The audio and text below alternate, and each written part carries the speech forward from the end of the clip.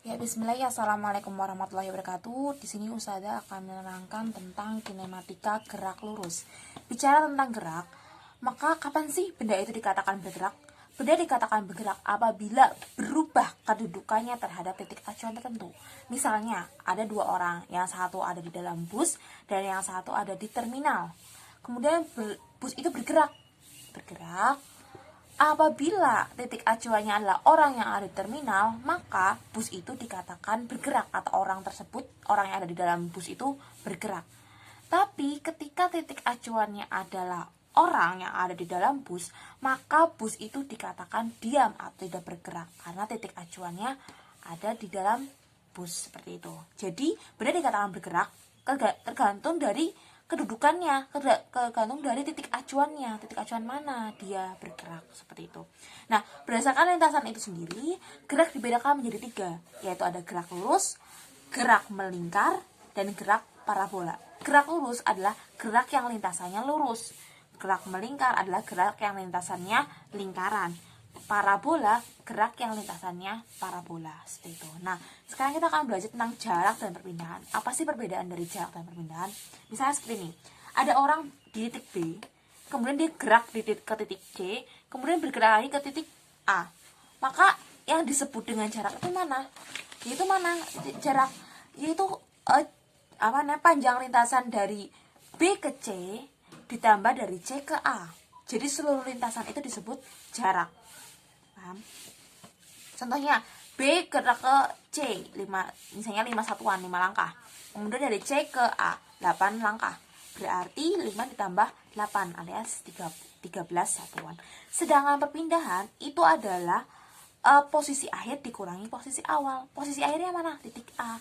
Posisi awalnya mana? Titik B. Akhirnya min 2, awalnya dikurangi awalnya adalah 1, berarti min 3. Jadi perpindahannya adalah min 3.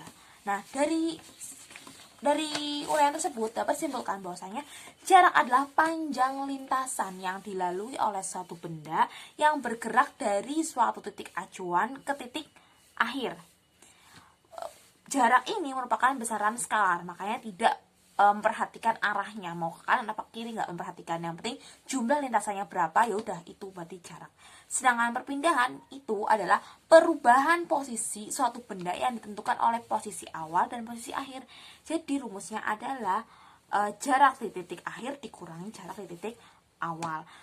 Perpindahan ini merupakan besaran vektor. Kenapa? Karena dia itu memperhatikan arah, itu ke kanan atau ke kiri, seperti ya.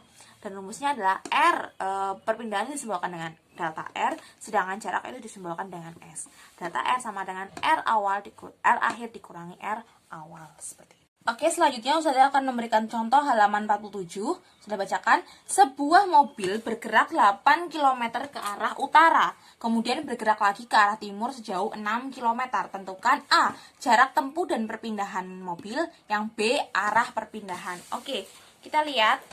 Ada mobil bergerak dari A ke B 8 km, kemudian B ke C ke arah timur yaitu 6 km. Berarti kalau jaraknya adalah seluruh lintasannya, berarti 8 ditambah 6 atau 14. Sedangkan perpindahannya adalah dari titik awal sampai titik akhir aja, berarti dari titik A ke titik C. Berarti berapa? Karena ini segitiga, maka kita menggunakan rumus Pitagoras. Apa Pitagoras? AC kuadrat atau sisi miring kuadrat sama dengan AB kuadrat ditambah BC kuadrat. Karena kita hanya mencari AC, berarti kuadratnya pindah ruas ya, berarti jadi akar. Akar dari AB kuadrat ditambah BC kuadrat.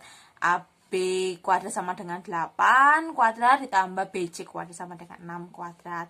Berarti A sama dengan 64 ya. 8 kuadrat itu 64, 6 kuadrat itu 36, 64 tambah 36 sama dengan 100, berarti akar dari 100, berarti AC itu sama dengan 10 km. Nah, gimana arahnya?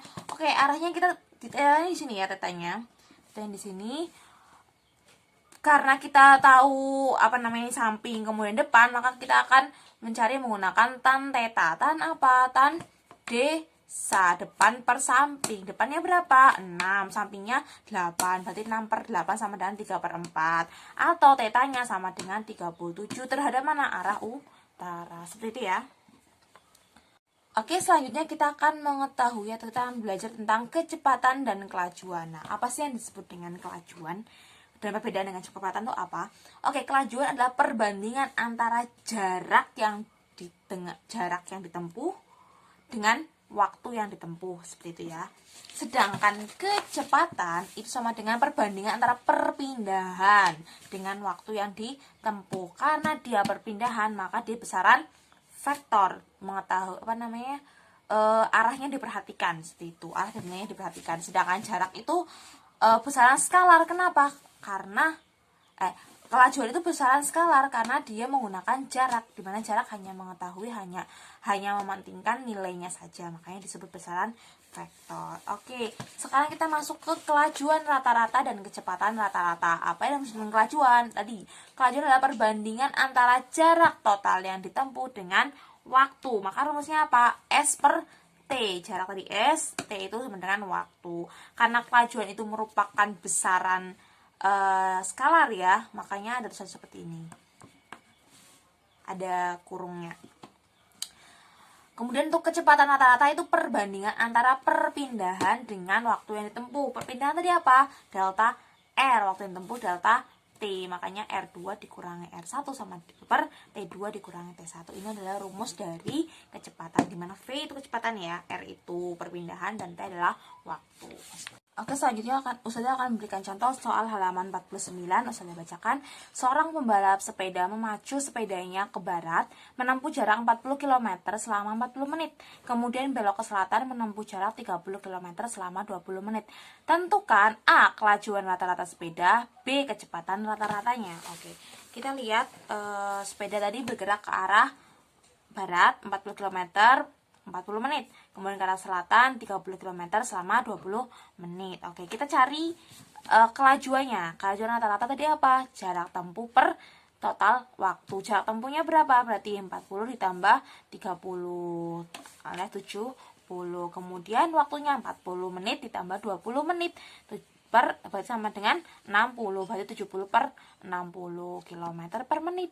Sedangkan kita rubah menjadi kilometer per jam. Karena berubah ke jam berarti dibagi 60 ya, dibagi 60 berapa?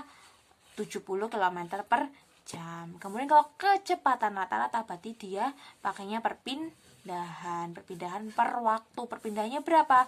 Berarti kan dari sini ke sini ya, titik sini ke sini berapa? Kalau sini 40, sini 30, sini pasti 50. Pakai atau menggunakan Pitagoras.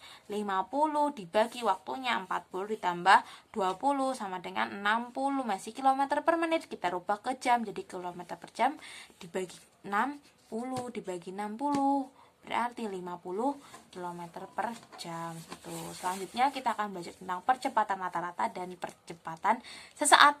Nah, percepatan rata-rata adalah perubahan kecepatan tiap satuan waktu atau delta V per delta T atau VT dikurangi V0 dikurangi delta T. VT itu adalah kecepatan terakhir, V0 adalah kecepatan mula-mula dikurangi perubahan waktu.